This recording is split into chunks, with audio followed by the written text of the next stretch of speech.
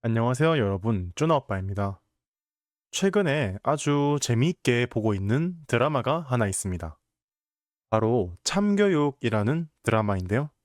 참은 진짜라는 뜻입니다. 그러니까 진짜 교육이라는 뜻이죠. 어떤 드라마냐면 불량한 학생들을 교육시켜주는 드라마입니다. 물론 그냥 교육은 아니고 폭력을 조금 섞어서 몸으로 하는 교육이죠. 어느 나라든 불량한 학생들은 있죠. 미국 드라마도 보면 풋볼을 하는 친구들이 있잖아요. 얘들은 항상 라커룸 앞에서 안경을 쓰고 있는 친구들을 때리는 장면이 나오죠. 당연히 이런 친구들은 어느 나라에도 있고 당연히 한국에서도 있습니다. 그런데 요새 한국에선 이 문제가 조금 심각해졌어요. 왜냐면 한국에선 촉법소년이라는 제도가 있거든요.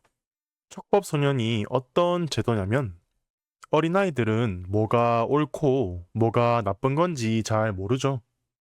예를 들면 햄스터를 던져도 될까요? 안 될까요? 당연히 던지면 안 되겠죠. 우리는 알지만 어린아이들은 잘 모를 수도 있어요.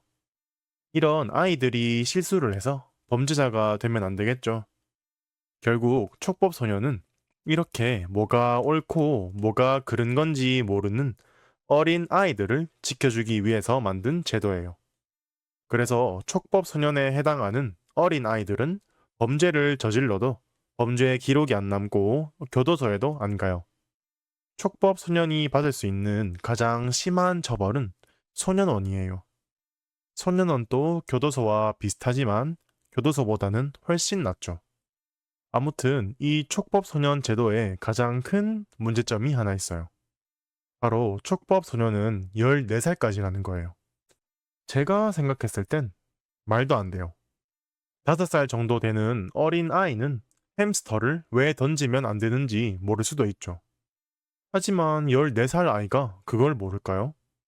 5살 아이는 실수로 사람을 칼로 찌를 수도 있지만 14살 아이가 실수로 사람을 칼로 찌를까요? 저는 그렇게 생각하지는 않아요. 14살이면 충분히 뭐가 옳고 뭐가 그른 건지 알 수 있는 나이라고 생각해요. 결국 이 제도를 악용하는 아이들이 있어요. 제가 보던 드라마에서도 계속 나오던 주제가 이 제도예요. 그래서 나는 14살이니까 촉법소년이다. 사람을 죽여도 감옥에 안 간다. 범죄 기록도 안 남는다. 이런 이야기가 계속 나오는 거예요. 한국의 법 체제는 사람을 처벌하기보다는 교화시키려고 해요. 특히 어린아이들을 교화시키려고 하죠. 아직 자라고 있는 아이들에게는 처벌보다는 교육과 교화가 더 중요하다는 거죠. 솔직히 저는 동의하지 않아요. 왜냐면 14살은 아무것도 모를 나이가 아닙니다.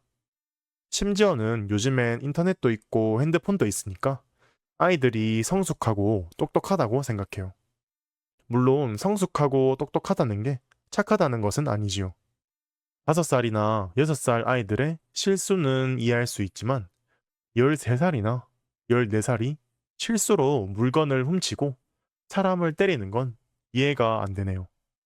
저는 이렇게 반대를 하지만 사실 많은 나라에서 비슷한 제도가 있다고 들었어요. 캐나다에선 10살까지만 범죄를 저질러도 괜찮고 영국은 12살까지만 괜찮다고 해요. 단순히 한국만의 특이한 제도가 아닌 걸 알아요. 제 머리로는 이해했지만 가슴으로는 이해하기 조금 힘든 거죠. 아무튼 제가 하고 싶었던 이야기는 이 드라마는 진짜 있었던 이야기들로 만든 스토리예요. 실제로 촉법소년 제도를 악용하는 아이들도 충분히 많다는 거예요. 최근에 촉법소년 제도로 일어나는 범죄가 점점 심각해지고 있어요. 14살이 안 된 아이들은 자기가 촉법소년인 것을 알고 범죄를 마음껏 저질러요. 물론 슈퍼에서 아이스크림을 훔치고 빵을 훔치는 정도의 작은 범죄를 저지르는 아이들도 있지만 사람에게서 물건을 빼앗는 아이들도 있죠. 그러다가 차도 훔치고 사람도 죽이는 거예요. 이렇게 해도 감옥은 안 가죠. 결국에는 이런 아이들이 마약도 거래한다고 해요. 이런 경우는 아주 큰 문제인 게 범죄 조직이 이런 어린아이들을 스카웃해서 마약을 팔게 한대요. 왜냐면 잡혀도 별 문제가 없으니까요. 그리고 이런 어린아이들은 큰 돈을 벌 수 있으니까 당연히 마약을 팔겠죠. 저는 이런 사건이 있는지 몰랐는데 이 드라마를 보고 알게 됐어요.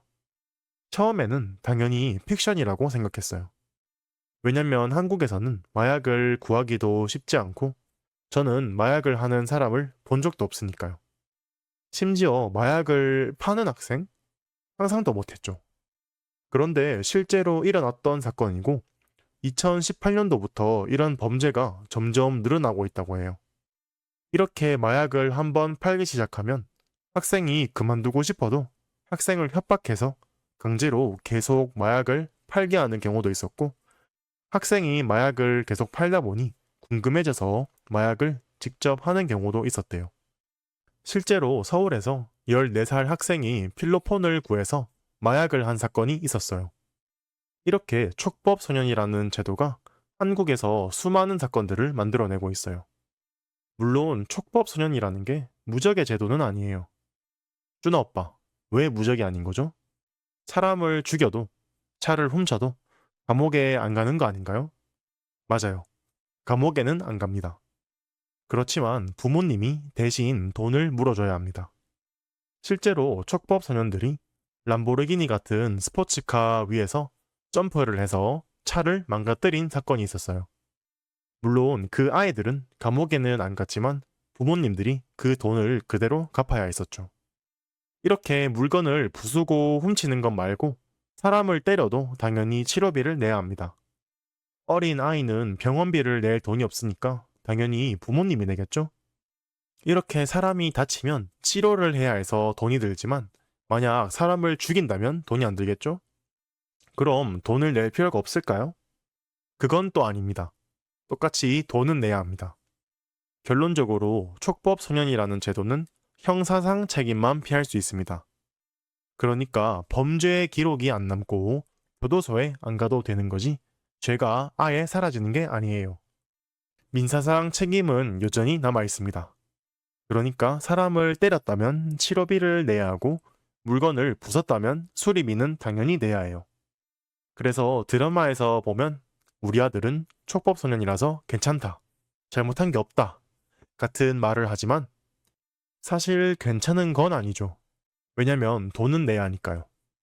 그리고 촉법소년은 해외여행도 못 갑니다. 예를 들면 미국 같은 나라는 체포가 된 이력만 있으면 입국이 거부됩니다. 범죄 경력이 아니고 체포 이력입니다. 미국은 입국하기 어려운 정말 깐깐한 나라예요.